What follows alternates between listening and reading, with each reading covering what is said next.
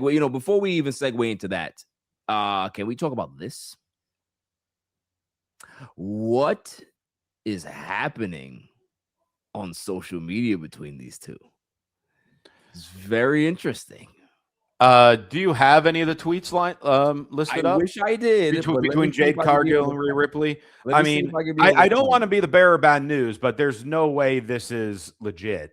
It's 100% just part of the story because we have to figure out a way to make these two hate each other. So this is what they're doing.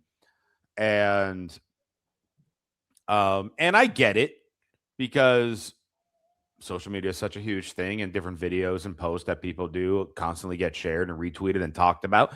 I mean, look at us right now. We're bringing it up. Right. So I get why they're doing it. I know it was a type of thing where I think Jade was saying that Rhea was handed stuff and like handed the opportunities.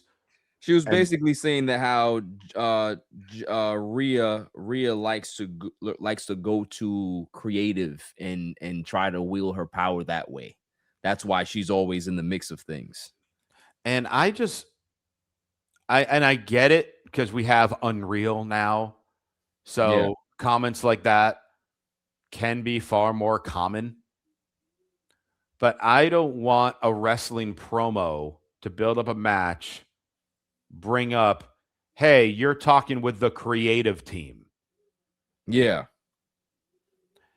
Just because it's the type of thing I was like, oh, we talk with the creative team, and now we are going to have a match. Well, if you talk with the creative team, then you already know what the outcome of the match is going to be. So why don't you just tell us that? But then they also did say too that oh, you know what? You know where I have it? I know exactly where I have it. They also did say too that apparently Jade has some heat in backstage. So you don't believe that either?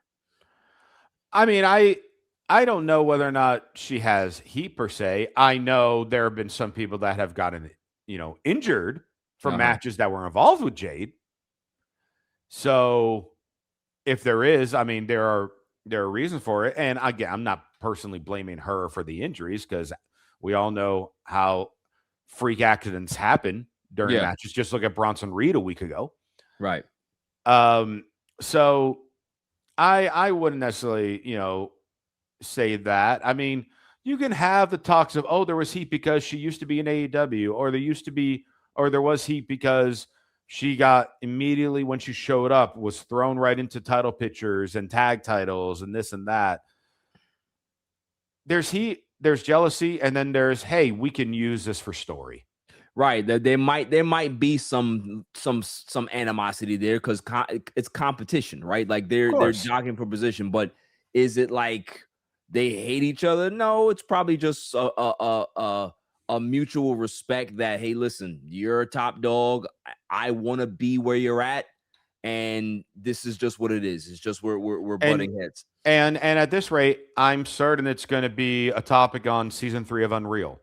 I'm sure, right? So here's the tweets, right? Mm-hmm. So Rhea Ripley says, all you seem to do is talk, and that's literally it. Jade Cargill responds, talk. Like the hours you spend talking to creative, right? You know how you said that you didn't like that. Yep. Rhea then responds, you're funny. That's funny. Now we know you really do be talking out of your A because everything you say is BS. Don't spread lies on my name, you dumb B. And then Jade responds, hit dogs will holla. Holla, holla, holla, like Teddy Long. Mm-hmm. And then I guess this all stemmed off of when Rhea said, yes, I'm that bitch.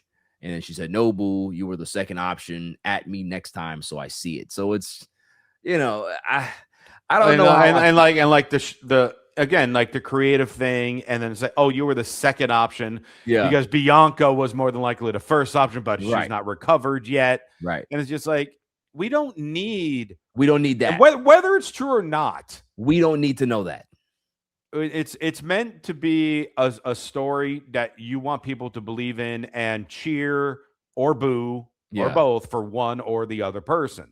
I think this is kind of the negative drawbacks of an Unreal type of show, right? Absolutely. Because it's just, I totally agree with instead of it being regular wrestling type of things. Now they're playing into this, oh well, it's all an act, and we, hey, you weren't the first bill. Like, come on now. Like, you still have to sell the match as a real feud instead of this being some manufactured storyline that somebody at a round table discussed. Like let's just try to make sure that it stays within the realm of relatability and realism, because if you don't do that, then nobody's going to care. Now, and let me ask you this. What would you, I'm going complete opposite ends of spectrum here, from today, this Mania match today with a Mania match of the past. Okay. What story would intrigue you more to then watch a match?